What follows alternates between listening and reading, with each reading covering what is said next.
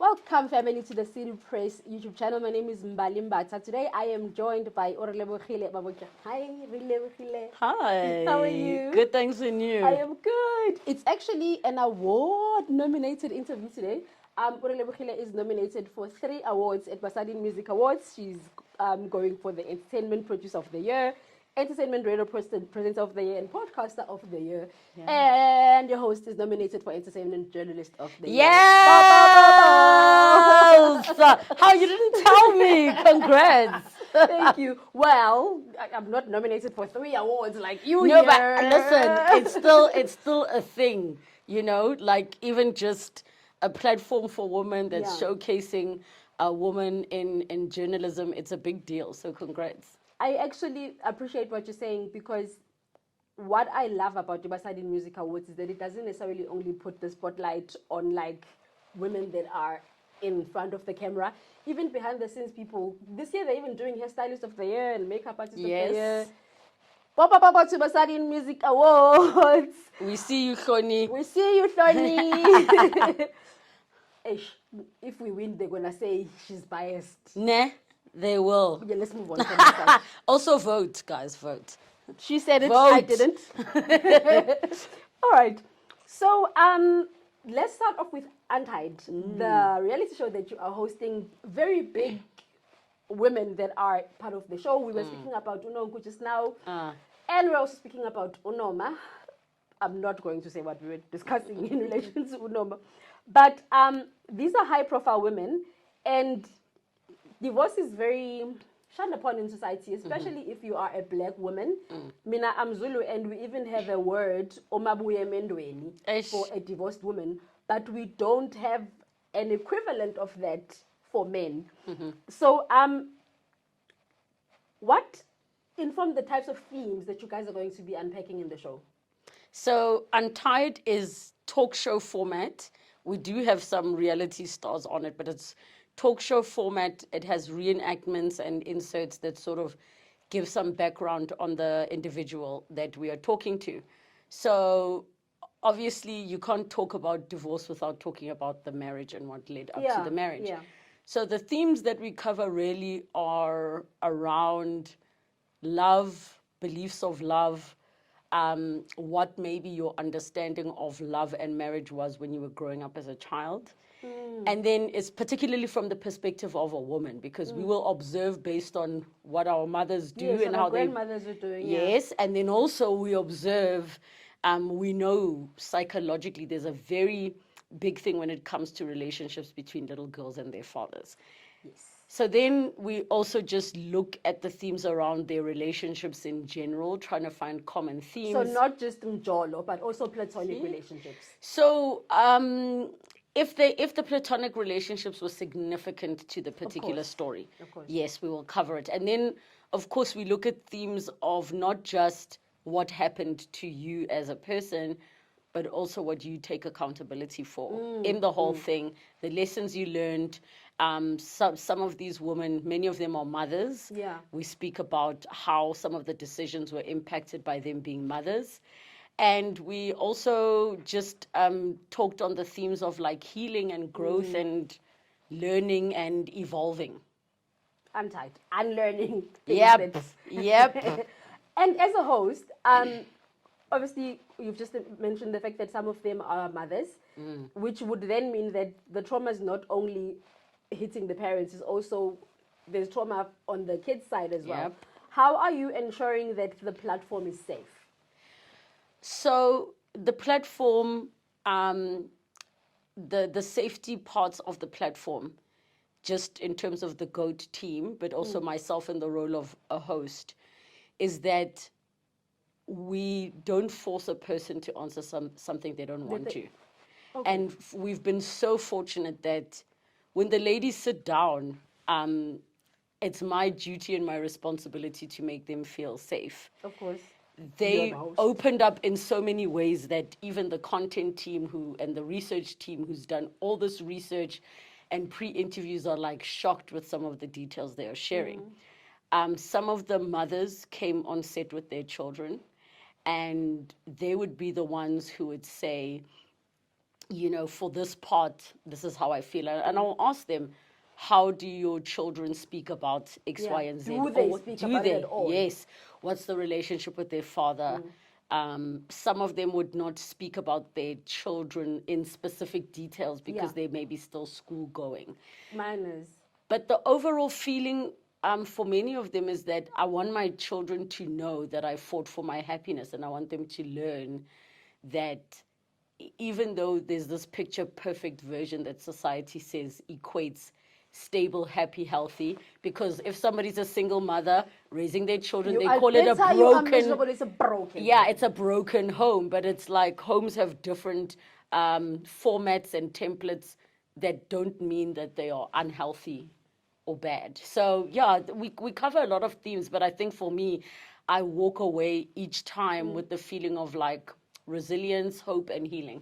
I'm glad you actually mentioned the broken homes notion, really, that society has, because I've always been saying that kids will thrive more if they are raised in a happy single parent home than a dual parent home that is unhappy and toxic. Yep. And I mean, we say that with the understanding that it's within context of knowing that children still need relationships with their With fathers. both parents. And this is assuming that the father and the mother are positive, healthy influences on their children. Because you get parents who are abusive, who neglect their children, and all of those things. But rather have a single-headed home, which is healthy, than, a two-parent household where now it is toxic and abusive. Yeah, yeah. Healthy, unabusive, single parent home. Yes. Okay, let us now move on to you, Relebogile. Yes. I know that you are one of the executive producers for the second season of Shaka iLembe, and this is a big role. You are The gold carpet experience, yes. So not the main show, Yes. but yes, for the launch premiere gold carpet show and event. Talk Yes. me through that experience, especially as somebody who started in the industry when you were very young. Yeah. Is this executive producing one of the things that when you were, for example, at Crazy on ETV, that Yes. you were like, I would like to do that one day? It's so odd that I didn't realize I kind of was already doing some form of directing or producing. In the sense that when we were younger, like my sister and I would do fashion shows and we Wow. do. So I would be there choosing outfits, making the place You where are we need to curating. walk. That's what, but you don't realize that's what you're doing. You don't realize that, I was in standard 8, I was in an advanced maths class. Grade 10, 10 sorry. for the Grade 2000s. 10. That's grade 10 for the 2000s. I was in an advanced maths class, and Oh, wow. She's advanced smart. maths. So where you do like statistics and probabilities, Girl. but What? but because we finished the curriculum early, we finished the curriculum early Wait, before who is we? No, the class and the teacher. So it was a class of like Isaac Like Newtons maybe and- 20 of us in the year, It was like the Isaac Newtons and the Einsteins. something like that. But what we did was we decided that we're going to do a musical performance for Christmas concert. So I went and literally musical directed, but you didn't know the name. My maths class, where the one had like a clarinet and the other one, and we sang, and the other one was playing piano. But you don't realize you're doing those things. You say, okay, for this concert, let's do this song. You're going to start like this. You're going to do that. So if you fast forward to executive producing, it's something I'm not familiar with. But I think this was the year where, like the Tyler Showmax Homecoming concert, it was the first live streaming event for Showmax. You've got now for the It was first... the first for Africa. Actually. For Africa, Like, yes. There's no platform in Africa that had done that before Showmax and Tyler. Yes, and then now with Mzansi Magic saying, actually, we also want to jump on the live things. I mean, we did the King's coronation, the Zulu King, as a live broadcast, and we had brought in Mini Gamini and Sizwe Goma to host, and then now we had this live gold carpet experience with my team, and it will look from the outside like, oh, she's got this, she's been doing this. But every single job has its own dynamics and nuances, especially when it's the first time you're doing something. you're figuring it out as you are, Learning as you go along. as you go. Shaka iLembe is such a big property for multi-choice, but for the film and TV industry as a whole. So you Look, can it's a imagine. big platform for the continent, really, because Yeah. here's the story of this Zulu guy from South Africa who is a global, can we call him an icon? Yes. A global icon, I guess. Yes. It's not a small time show. Not at all. And you understand the magnitude and the pressure that it's not yes. just a red carpet Yes. event that you're broadcasting. You know, you are having certain ministerial politicians attending. You're having the King Misizulu himself. You're having the royal family. You're also having all of the cultural advisors. You have the all-star cast with Nomza Mabotja. So there's a lot riding on that. Plus, obviously, you know, you've got from your multi-choice board members to your chief group CEO and your Nomsa Piliso as well. And I think for me, what was so exciting, I had a moment inside the cinema when, you know, Nomsa Piliso and Desiree Maghraf, who's the executive producer, stood on the stage. And I was like, how cool is it that it's like all women running this very Right? moment? Because with me, because there has to be boundaries, or else being the empath that I am, where am I going to find myself? Like nonstop. And I do cry, I still do cry. I don't think I could have ever been a psychologist because I would be crying with my patient. Yeah. So I still cry on Upside of Failure. I was teary the other day with Clint Brink, just reflecting on so many people who have passed on. Yeah. You know, I was crying. And there's been a lot of that over the past, let me say, 2 years. Yeah. It seems like every week we lose somebody in the industry. Yeah. Yeah. So I'm still very much human, but I can't take it on. I have to be mindful. When I go home, I can't bring my work with me. I'm going to go to my last question, Relebogile. And this one I think is important for young people who are aspiring to have the kind of career path that you have, and especially the kind of success that you have. I do not know where this lady finds the time. But I saw an interview, I think it was with David, he was interviewing Usabonga Shibe, and Usabonga was sharing about how he was in some production and he had a gig and they wouldn't let him go and do it, so he couldn't make that extra money. As an artist, as a brand, how do you protect yourself contractually so that you are able to have your hands in all of these multiple pies without stepping on any toes, and also without anybody stepping on the toes of your career trying to move forward? Number one, I would say transparency. So any new space you're in, don't try and hide the other things that you're doing.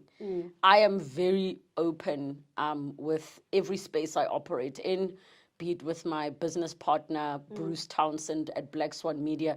My clients even know I have a radio show. So they'll always be like, no, guys, you can't do a meeting between 12 and 3. He's on air. radio. You know, so be transparent, number one. There are multiple sides to me. I do sometimes take days off radio because they also know I do other things. And those days will be when I need to be on set with my team or things like that. Number two, I would say sometimes you do have to pick a struggle. And by that, I mean, you know, there are so many benefits to being on radio every day. It's like your billboard. Other than the fact that I'm doing what I love. Now, what is the downside of being on radio every day? Means that there's certain jobs I can't take that are long term. If, let's say, I got offered a nice role on some series and it required me to be gone for 2 months, I can't. Somebody tried to lure me back into acting, and I was like... You see? So you got to pick your struggle. And for me, when 702 came along the way that it did, my baby was around 5-6 months old. It was like perfect timing that it was at a time when I needed to go back to some sense of stability and start to build my world around it. So transparency, pick a struggle. And I'd say number 3 is I am at any given moment very clear on what my 5-year plan is and what the steps are for it. So my goal to grow my brand, to evolve my brand, I'm about to turn 40.